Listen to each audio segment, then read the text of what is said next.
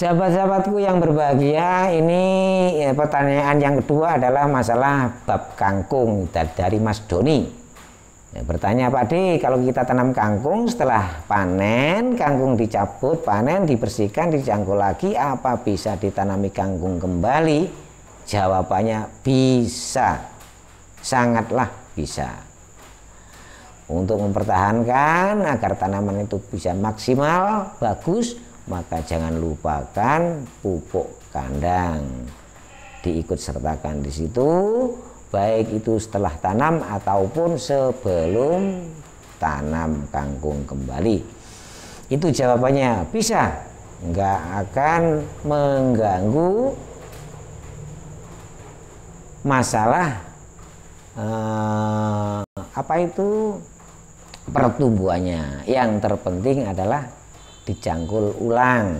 Kalau kangkung dicangkul ulang kembali, nanti kita tabur kangkung kembali. Setelah kita cangkul, kita tabur kembali, maka dalam proses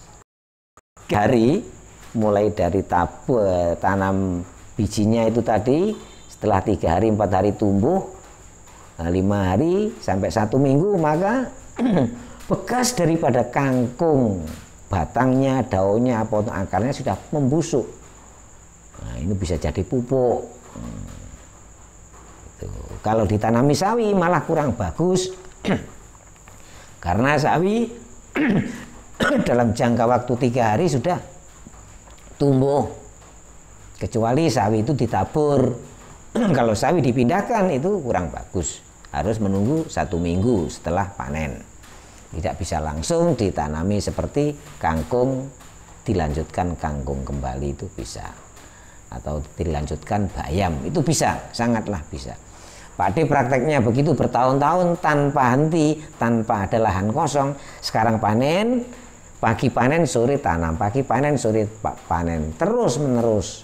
Nah, untuk mengantisipasi biar tidak rusak atau tidak mengganggu ekosistem tanah, kenormalan tanah, pH-nya biar normal, maka kita berikan sebuah kekuatan peremajaan, yaitu pupuk kandang atau pupuk kompos. Sesekali 2 atau 3 bulan itu pH-nya dibenahi dengan abu sekam, abu kayu, apalah itu untuk pembenahan pH juga bisa, selain untuk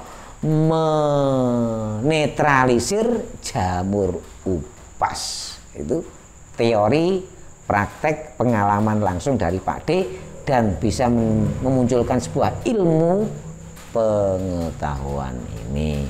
Memang dari nggak ada, dari buku-buku nggak ada. Ini cuma sebatas memang pengalaman atau pengetahuan yang diambil langsung dari pengalaman praktek langsung dengan cara menelaah dan meneliti kekurangan dan kelebihan sebuah kendala-kendala ataupun sebuah tanaman-tanaman yang mungkin bisa dibenahi atau diprioritaskan sifatnya lebih unggul daripada jenis tanaman yang sama, yang bisa memberikan kelebihan penghasilan pendapatan tertentu. Sahabat-sahabatku yang bahagia, ini ada pertanyaan kembali tentang bab Hanjizoy. Pak, apakah saat tanaman umur 3 atau 10 hari terkena Oh ini ya, makasih Pak Joy telah bertanya masalah penanaman atau tidak. Penanaman sawi yang ditanyakan, Pak, apabila saya bertanya, apabila menanam sawi di situ pada musim hujan dan di jangka waktu 3 hari atau 4 hari setelah tanam itu terkena hujan lebat, setelah itu kondisinya apa kira-kira patah atau tidak, begitu ya. Lah ini tergantung hujannya ataupun tergantung sayurannya. Nah, kalau tergantung bibit sayurnya, kalau bibit sayurnya terlalu kecil-kecil, kalau hujannya lebat, nah, bisa tergenang, lah itu bisa mati ataupun tenggelam, akhirnya terendam atau tertimbun oleh tanah-tanah sekitar. Itu pun juga bisa mati apabila ujung daripada sawi tersebut tertutup atau tertimbun tanah. Lalu masalah patah itu wajar. Ya, kalau memang lebat itu bisa diprediksi 90% itu patah-patah atau tertimbun. Nah, apabila kita survei di dalam lahan pertanian kita atau tanaman kita, tanaman sawi tersebut masih ada tunasnya, tuh maksudnya itu ada ujung tunasnya, tunasnya itu masih ada, maka harapan sawi itu tumbuh kembali normal itu masih bisa diharapkan. Demikianlah sahabat-sahabatku, sahabat-sahabatku petani sayur-sayuran atau hortikultural.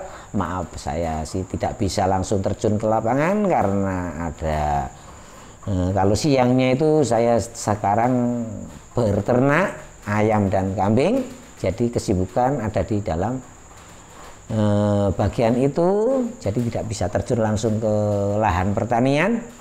Hanya sebatas memberikan motivasi, edukasi, dan jawaban-jawaban dari komentar-komentar sahabat-sahabatku semuanya, baik komentar yang lama maupun yang baru akan saya cari dan saya berikan sebuah jawaban dari pertanyaan-pertanyaan sahabat-sahabatku semuanya, terbuka kembali.